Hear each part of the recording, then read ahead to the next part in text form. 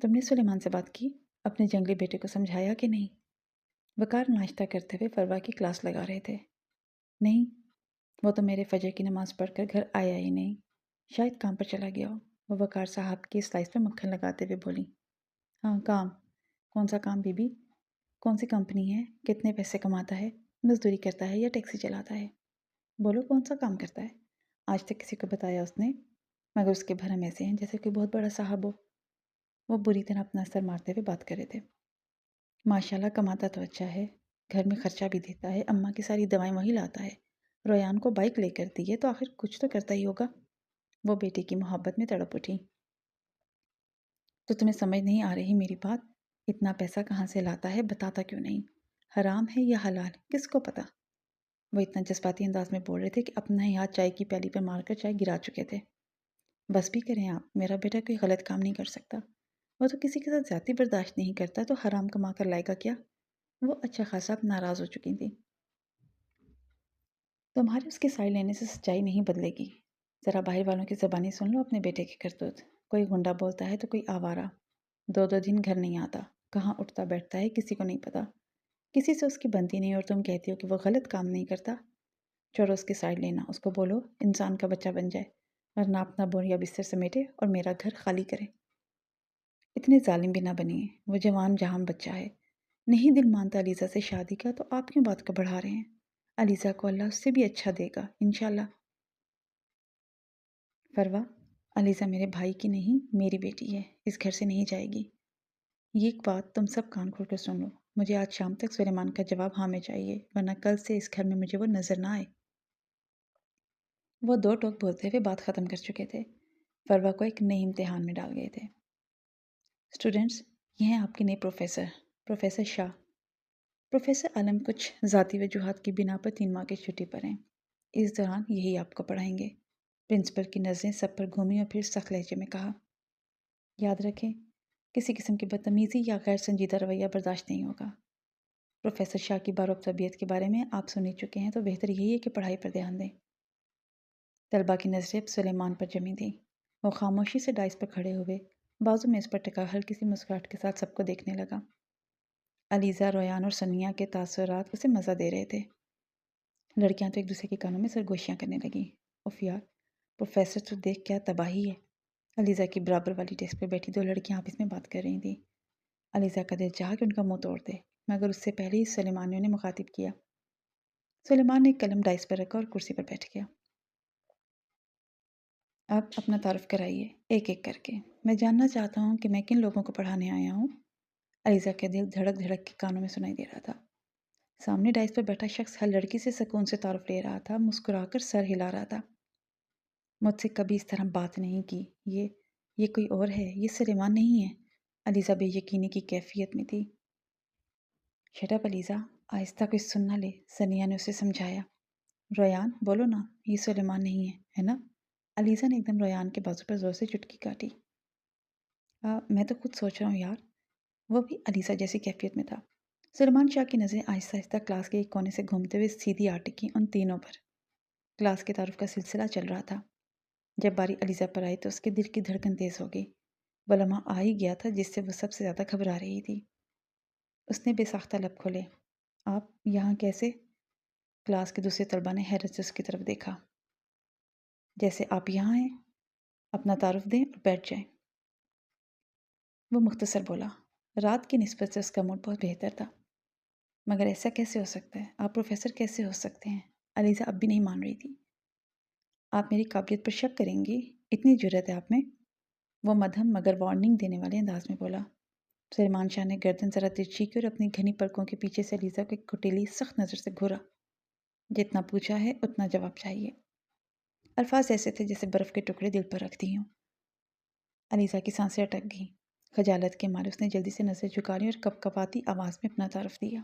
جی، میرا نام علیزہ ہے۔ وہ بمشکل اپنی کرسی پر بیٹھ گئی۔ رویا نے اس کی طرف چپکے سے دیکھا مگر کچھ بول نہ سکا۔ ثنیہ نے نیچے دیکھتے ہوئے ہونٹ بھینچ لیے۔ علیزہ، یہ تو وہی تیرا نہ ہونے والا منگیتر ہے، میں نے کہا تھا نا یہ وہی ہے۔ اگلی باری ثنیہ کی تھی۔ وہ آہستہ آہستہ کھڑی ہوئی۔ سر، جن کے نام آپ پہلے سے جانتے ہیں ان سے پوچھنے کا مقصد؟ علیزہ کی انسلٹ اسے برداشت نہیں ہو رہی تھی۔ क्लास में एक हल्की सी खिलखिलाहट गूंजी। रोया ने जोर से खांसी दबाकर हंसी छुपाने की कोशिश की। सलमान शाह ने कुर्सी की पुश्त से जरा सा झुककर सर लहजे में कहा, मुझे बदतमीज और नालायक स्टूडेंट्स पसंद नहीं है। फिर एक लम्हे को रुका और हाथ से दरवाजे की तरफ इशारा किया और उनके लिए वो रहा बाहर का रास्ता। क्लास में सन्नाटा छा गया। सबकी नजरें सनिया पर जमी थी। वो लम्हा भर को साकत रही, फिर दोबारा बोली, सर, आप इस क्लास की टॉपर से बात कर रहे हैं। क्लास में हल्की सी ओ की आवाज़ें गूंजी। सबको मज़ा आ रहा था, मगर सोशियोलॉजी में तो आपके भी मार्क्स कम थे। एक टॉपर के इतने कम मार्क्स होने तो नहीं चाहिए। वो अब उस पर तंज कर रहा था। मेरे मार्क्स कम ना होते अगर सर आलम मेरी थ्योरी को दिल से तस्लीम करते। उन्होंने अपनी बात मनवानी चाहिए और मैं मुत्तफिक नहीं थी। मैंने वही लिखा जो मुझे सही लगा और रिजल्ट आपके सामने, मेरे मार्क्स काट दिए गए। सनिया ने बिला झिझक सारी बात बताई। रोयान ने सर पकड़ लिया कि लड़की बाज नहीं आएगी। सनिया, बात मत बढ़ाओ, बैठ जाओ। रोयान ने पीछे मुड़कर उसे घूरा। सलेमान ने भरवें सकेट कर उसे देखा। सलेमान शाह कुर्सी की पुश्त से जरा आगे झुका, हथेली मेज़ पर रखी और गहरी नज़र सनिया पर गाड़ दी। आवाज़ धीमी मगर लर्ज़ाखेज़ थी। अच्छा, तो आप समझती हैं आपकी थ्योरी दुरुस्त थी? सनिया ने पलक झपके बगैर सर हिलाया। जी बिल्कुल। बहुत खूब, फिर ठीक है। उसने लम्हा भर तवक्कुफ़ किया और पूरी क्लास को देखते हुए कहा, मैं भी यही हूँ और आप भी। फिर बरह रास्त सनिया की आंखों में देखते हुए बोला, देख लेंगे आपकी थ्योरी भी। क्लास में जैसे एकदम सन्नाटा छा गया। अलीज़ा ने होंठ काट लिया और रोयान ने सनिया की तरफ झुककर सरगोशी की। पगली, अब तो ये सीधा तुम्हारे पीछे पड़ गए हैं। सो स्टूडेंट्स, कल से हमारी रेगुलर क्लास शुरू होगी। आज तो सिर्फ छोटा सा इंट्रो था। फिर उसकी तोपा का रुख उन तीनों की तरफ हुआ। जी तो मिस सनिया, मिस अलीज़ और मिस्टर रोयान। उसने तीनों के नाम ऐसे लिए जैसे उनके गले में जंजीर डाल रहा हो। मेरे स्टाफ रूम में आ जाएं अभी।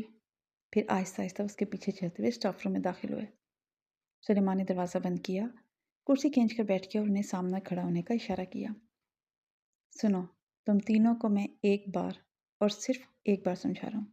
उसकी आवाज़ नीची मगर तेज़ थी।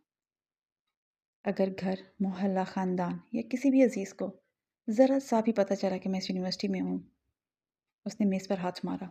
तीनों के दिल धक से रह गए। मैं क्या करूँगा तुम लोगों के साथ, सोच है तुम्हारी। तुम तीनों ने ना कुछ देखा, ना सुना और ना कहना है। आई समझ? ये कोई मजाक नहीं है। सुलेमान ने एक एक लफ्ज़ पर जोर दिया।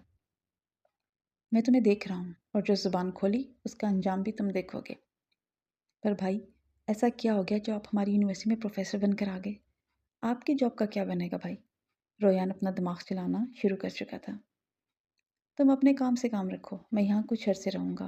मेरे किसी काम में तुम तीनों रुकावट बने तो मुझसे बुरा कोई भी नहीं होगा। अलीज़ा, उनसे कह दो कि उनसे बुरा कोई और हो भी नहीं सकता। सनिया ने अलीज़ा के कान में सरगोशी की, जिस पर अलीज़ा ने उसको हाथ से ज़ोर से मरोड़ा। आप कल रात कहाँ थे भाई? रोयान के इस अचानक सवाल पर वो पलट कर उसकी तरफ आया। बस, जितना देख रहे हो उतना ही जानने पर कनात करो। बाकी तुम्हारे बस का नहीं है। ये बंदा हमें पागल करके छोड़ेगा। सनिया अलीज़ा के कान में फिर बड़बड़ाई थी। अलीज़ा, उसकी आवाज़ यूं कुटीली थी जैसे हर लफ्ज़ खंजर हो। अपनी इस टिड्डी दोस्त को समझा दो, मुंह खोला तो अंजाम अच्छा नहीं होगा। मेरा नाम टिड्डी नहीं है, मैं सनिया शेख हूँ। वो तड़प कर बोली।